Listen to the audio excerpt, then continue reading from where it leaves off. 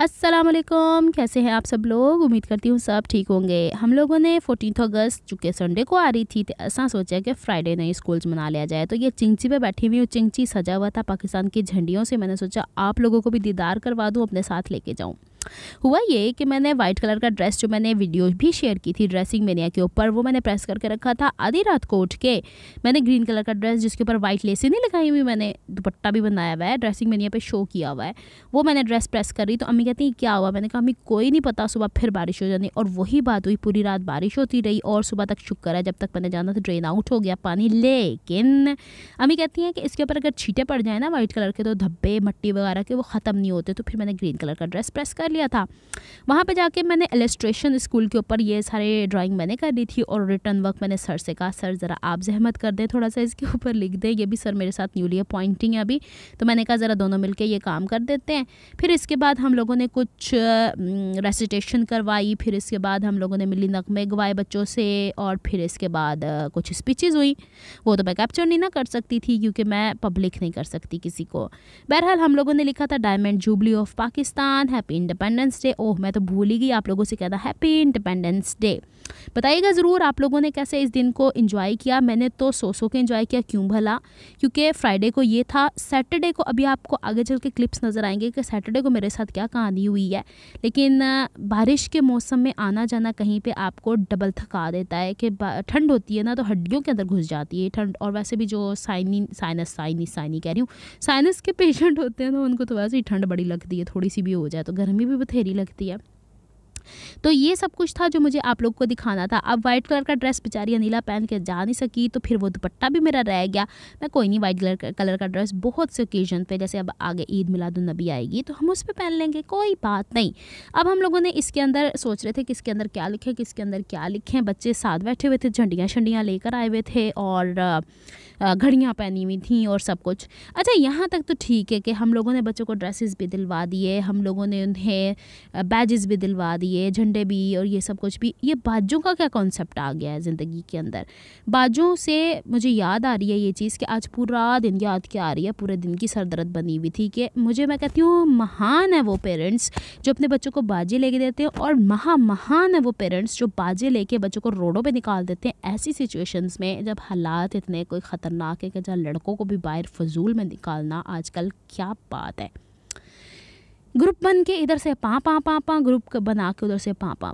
तो मकसद ये है कि घर बिठा के, जैसे हमारे घर में होता है, हमारे बच्चों में ये शौक़ है, दादों के पास बैठ जाते हैं, अम्मों के पास, और बताएं ज़रा ये क्या हुआ था, कायद आज़म ने क्या किया था, लियाकत अली ख़ान ने। तो क्या सब माएँ थोड़ा सा व्हाट्सएप से निकल के अपने बच्चों को ये सब कुछ नहीं सिखा सकती? ऐसी कौन सी मजबूरी है कि जो पहली माओं के पास टाइम ज़्यादा हुआ करता था, क्या जो आजकल की माओं के पास नहीं है? मेरे पास सवाल है क्योंकि पहले ज़माने में मैंने शायद आपसे शेयर किया हो कि मेरी जो तालीम है उसमें 5th क्लास तक मेरी दादी का बड़ा कोई रोल रहा है। अब ये तो नहीं कि मेरी माँ के पास टाइम ही नहीं था, मेरी माँ भी मुझे लेके बैठा करती थी, कोई इस्लामिक छोटी छोटी स्टोरीज़ मुझे सुनाया करती थी। हम क्यों इस चीज़ से दूर होते चले जा रहे हैं? मैं इसलिए मैं हक़ पे हूँ, मैं इसलिए ये बात कर रही हूँ कि मैंने अपना बचपन बहन भाइयों समेत गुजारा है और इसी तर्ज पे गुजारा है। और मेरे भतीजे भतीजियाँ भी मेरे सामने जवान हो रहे हैं माशाल्लाह बचपन से, अभी उनका बचपन ही है।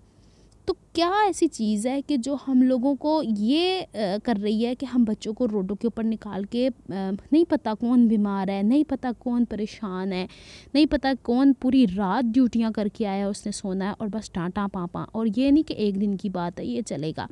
देखिए हम लोग को असूलन तो अपनी सोसाइटी की अच्छी बातें शेयर करनी चाहिए क्योंकि दुनिया के हर कोने में हमारी आवाज़ सुनी जाती है। लेकिन मेरी शायद, अब मैं ये कहती हूँ कि जिस तरह बसंत के साइड इफ़ेक्ट्स आए थे तो हुकूमत ने उसे बैन किया है, तो अल्लाह का वास्ता है कोई उन तक ये बात पहुंचाए कि बाजे गाजे जो है ना इतने कोई परेशान कर रहे हैं, तो इसकी जो बनावट है, इसको बेचना है, ये हमारा कल्चर नहीं है, इसके ऊपर बैन लगा दें, बस बात ही ख़त्म होगी, ताकि ना कोई परेशान हो ना कुछ। 14 अगस्त जिस तरह से भरपूर तरीके से मनाई जाती थी वैसे मनाई जाए। अच्छा जी, 12 अगस्त को तो वो प्रोग्राम हो गया था। फिर इसके बाद ये 13 अगस्त को फिर 5 बजे सुबह से जो बारिश शुरू हुई, और जब मैं स्कूल जा रही थी तब भी बारिश ही थी। बात ये है कि जो न्यू पॉइंटी हैं उनको 3 महीने तक कोई भी सीएल अवेल करनी नहीं है। अगर करनी है तो फिर वो प्रॉब्लम हो जाती है। तो कोई भी सिचुएशन है, मतलब कोई भी सिचुएशन है तो आप लोगों को स्कूल पहुंचना है। तो अब ये देख लें, मैंने रिकॉर्ड करके रखी हुई है ये सारी चीज़ें, ताकि मैं अपने फ्यूचर में जब ये चीज़ें देखूँ तो मुझे पता चले कि नीला केड़े पपड़ वेले। क्योंकि मुझे याद है कि मेरे अब्बू, अल्लाह में उन्हें जन्नत नसीब करे, मैंने हार्ड वर्किंग करते हुए देखा है, तो शायद मैं भी उन पर ही चली गई हूँ। आधी रात को कभी कराची में अव्वल तो इतनी सख्त किस्म की बारिशें हुई ही नहीं हैं, होती चली जा रही हैं, होती चली जा रही हैं। जब होती थी पानी खड़ा कराची में तो शुरू से ही मैं बचपन से देखती चली आ रही हूँ। उन्होंने शलवार के पांचे चढ़ाए हुए होते थे गोडों गोडों तक, शूज़ उठाए थे हाथ में, फ्रूट वो किसी दिन भले आंधी भले तूफान वो नहीं भूलते थे, 2 थैले उन्होंने उठाए हुए होते थे, उन्होंने वो उठाए हैं। लेकिन मेरे वालिद ने कभी कंप्लेन नहीं की कि मैं ऐसे आया हूँ मैं वैसे, लेकिन ज़िंदगी में उन्होंने ऑफिस से कभी छुट्टी भी नहीं की है, कैसी भी सिचुएशन हो जाए। तो मुझे भाई भी कह रहे थे छोड़ दो, मैंने कहा अब मैं क्या बोलूँ, अब ये सरकारी नौकरी है, नौकरी की तनख्वाह की वाली सिचुएशन है। ये आज मैंने रास्ता चेंज किया हुआ था रिक्शे की वजह से, हरकतें देख लें, ये नदी का एरिया है जो हमारे इस तरफ जाती है, इसके अंदर गड्डियाँ भी रुड़ी हैं, गड्डियाँ पुट्ठी भी पड़ी हैं और रोड भी टूटे हैं। लेकिन बस ये है कि स्पीड नहीं ना लोग बैलेंस कर पाते, इस वजह से ऐसी जब ऊट पटांग वाले टाइप की कंडीशंस में गाड़ियाँ चलाएंगे ऊट पटांग तरीके से, क्योंकि उन्हें पता है कि इस वक्त पानी जहाँ खड़ा हुआ है वहाँ पे स्पीड दिखाने की ज़रूरत ही क्या है। मतलब हर चीज़ जो होती है ना, इंसान को सबसे पहले ये देखना है कि अपनी सेहत बरकरार रखने के लिए थोड़ी एहतियाती तदाबीर इख्तियार करनी चाहिए। और दूसरी चीज़ ये है कि जब खासकर बसेज़ होती हैं, रिक्शा वाले होते हैं, इन्हें तो देखना चाहिए कि अपनी ज़िंदगी के साथ आपके और बहुत सारे लोग गाड़ी के अंदर मौजूद हैं। मैंने लिटरली टायर फंसते हुए देखे हैं, गाड़ियों को थोड़ा मुड़ते हुए देखा है।